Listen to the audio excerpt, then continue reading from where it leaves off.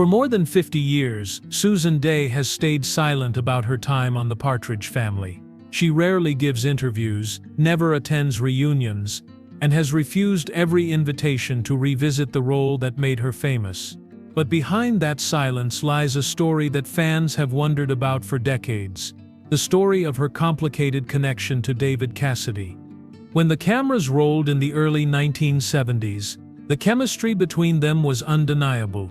Viewers saw it, magazines speculated about it, and the world wanted to believe that the on-screen siblings had fallen in love off-screen, and for a brief moment, they almost had, until fame, ego, and heartbreak destroyed what could have been one of television's great romances.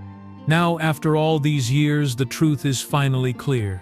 Not because Susan D. spoke publicly, but because the pieces of their history, his confessions, her absence, and everything she chose not to say, reveal what really happened between them. When the Partridge Family premiered in 1970, Susan Dey was just 17 years old, a former model with little acting experience. David Cassidy, a few years older, was already emerging as the show's breakout star, charismatic, mischievous, and effortlessly charming. On screen, their chemistry was electric. Viewers believed they shared something genuine, something that couldn't be faked by direction or lighting. In truth, Susan admired him deeply. She was quiet and disciplined, the kind of performer who arrived early and stayed focused. David was her opposite. Confident, restless, and swept up in sudden fame. Their scenes together carried an ease that came from her real affection for him. She later confided to friends that she'd fallen for David almost immediately, even though the scripts cast them as siblings. For a while, that affection stayed private, hidden beneath the polished veneer of television perfection. But as the show's popularity exploded, the line between acting and reality began to blur. Teen magazines covered every glance, every photo shoot, every rumor. America's favorite TV family, they called them. Though the attention placed enormous pressure on its youngest members, David's face was on every poster and record sleeve. Girls screamed his name wherever he went, and while he thrived on the adoration, Susan watched from the sidelines, proud but quietly overwhelmed. Behind the scenes, their dynamic was shifting. David enjoyed teasing Susan. He liked her seriousness, yet he didn't share her feelings. Co-stars recalled how she would light up around him, only for him to deflect with humor or charm. To outsiders, it looked flirtatious. To those on set, it was unbalanced. A young woman developing genuine emotion for someone who was already living in a different world. As the Partridge Family became a cultural phenomenon, that imbalance deepened. David began touring as a solo singer, filling arenas with screaming fans while Susan remained tied to the sitcom schedule.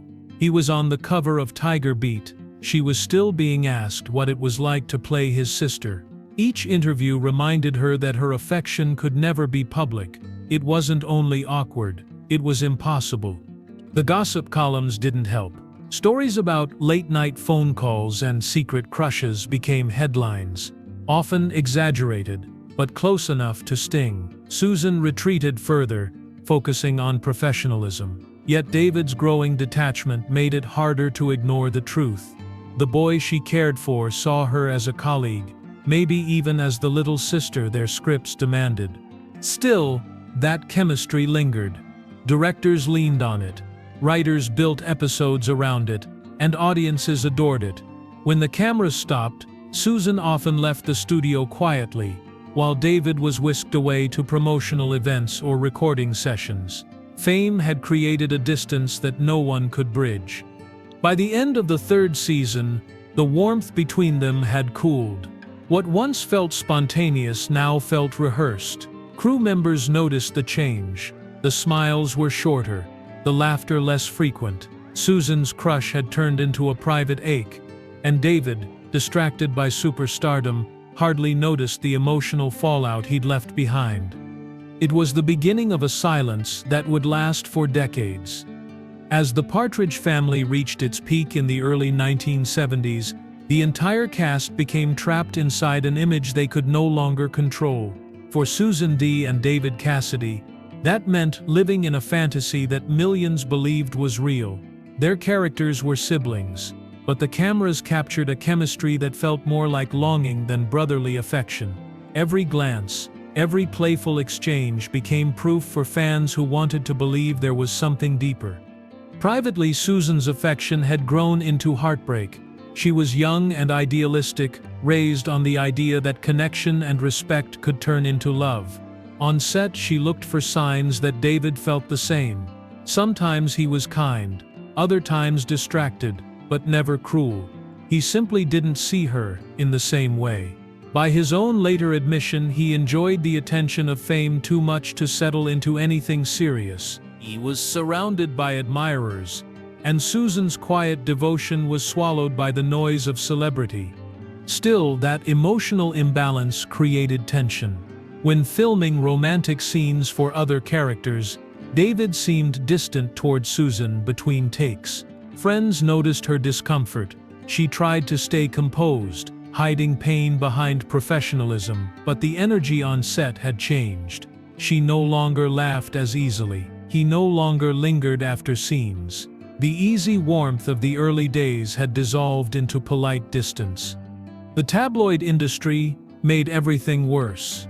Writers speculated endlessly about their supposed romance. Susan couldn't correct the rumors without exposing feelings she didn't want to admit publicly. Meanwhile, David brushed them off with humor, offering clever soundbites that sold magazines but deepened her embarrassment. Fans were fascinated by the story they created, unaware of the quiet humiliation it caused the young woman behind the headlines. It all came to a breaking point when the show began to fade in popularity. By 1974, both stars were changing. David wanted to move beyond the teen idol image. Susan wanted to be taken seriously as an actress. The dream of the Partridge Family had become a cage, one that forced them to relive a version of themselves that no longer felt true. And as David drifted further into the world of fame and excess, Susan realized the bond she once valued had become impossible to repair.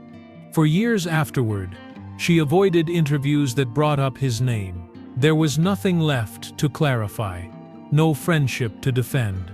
The line between the characters they played and the people they became had blurred so completely that neither could find their way back to who they were at the start. But the real wound wouldn't come from gossip or rumors. It would come from David himself, when his words in the press finally made their private heartbreak public. When the Partridge Family ended in 1974, the cast scattered into new projects. But the story between Susan Dey and David Cassidy wasn't finished.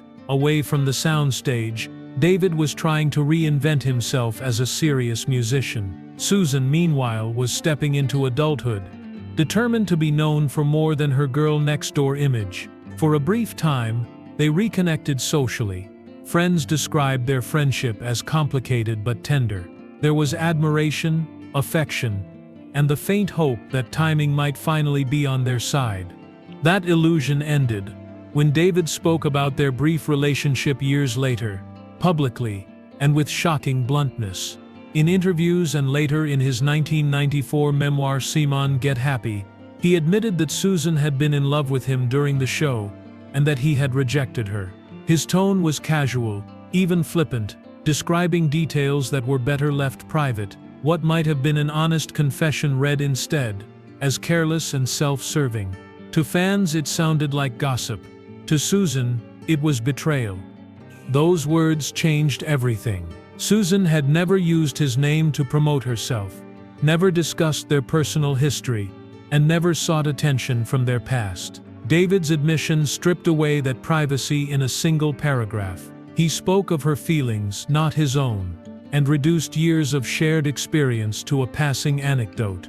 The impact was immediate. Susan withdrew from public life almost entirely. She stopped attending reunions, ignored interview requests, and refused to appear at events celebrating the show. The connection that once defined her career now felt like something she needed to escape.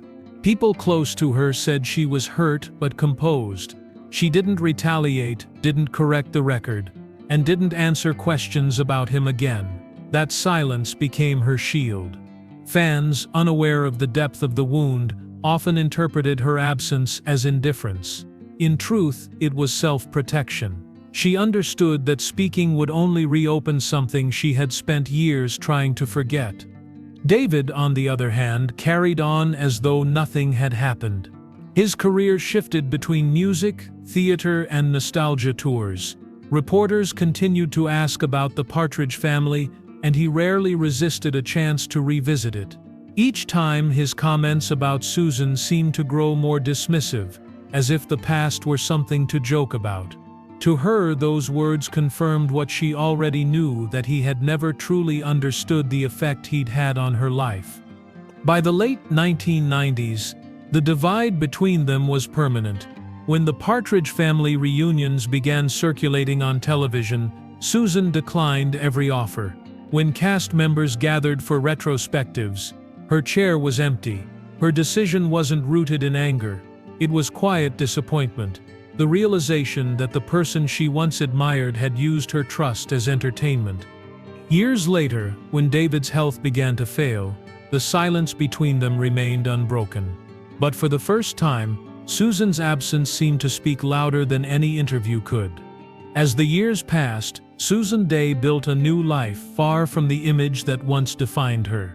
She starred in acclaimed television dramas like L.A. Law, earned a Golden Globe, and quietly built a reputation for professionalism and restraint. But despite her success, the shadow of the Partridge Family never disappeared completely. Journalists still asked about David Cassidy, and she still refused to answer. Her silence, consistent and unwavering, became her only statement. When David's own life began to unravel, the financial troubles, the struggles with alcohol, and the declining health that followed, fans expected reconciliation. They imagined a reunion, a final photograph, some moment of closure. It never came. Susan stayed private, even when the rest of the cast appeared in anniversary specials. She declined tributes and ignored nostalgia tours. It wasn't bitterness driving her. It was protection. She had learned long ago that reliving the past meant reopening wounds that had never fully healed. In later interviews about her career, Susan occasionally mentioned the pressures of being young and famous, though she never referenced David by name. She spoke instead about what happens when admiration turns into confusion, when genuine emotion collides with an industry built on image. Her words were subtle, but their meaning was unmistakable. She had once believed in something real, and it had cost her the innocence that television had tried to preserve. David, in contrast, seemed to carry a quiet awareness of the distance between them. In his final years, he often reflected on how fame had isolated him and how the people closest to him had slipped away. While he didn't publicly apologize to Susan, those who knew him sensed regret. He understood, perhaps too late, that his success had come at the expense of relationships that could have grounded him. When he passed away in 2017, fans revisited the stories of the Partridge Family and the long-rumored love that had never been resolved. Reporters tried to reach Susan for comment, but she gave none. Her silence once again became the answer. There was dignity in it, and maybe sadness too. After decades of speculation, the world finally understood that her decision not to speak was not coldness, it was grace. Her truth was never shouted or written in memoirs. It lived in what she refused to say, in the boundaries she protected, and in the quiet recognition that sometimes closure isn't spoken, it's chosen. Yet, even in that silence, her story with David Cassidy remained unfinished, not because she wanted it to be, but because time had claimed the chance to rewrite it. In the years following David Cassidy's passing, Susan Dey's name reappeared quietly in retrospectives and fan forums. People reflected not just on her talent, but on her silence, how it had endured longer than the fame itself. To some, it seemed cold. To others, it felt like strength. In truth, it revealed a woman who had learned that not every story needs to be retold to be understood. Susan's truth was never a confession or a revelation for the cameras. It was the life she chose after the noise faded.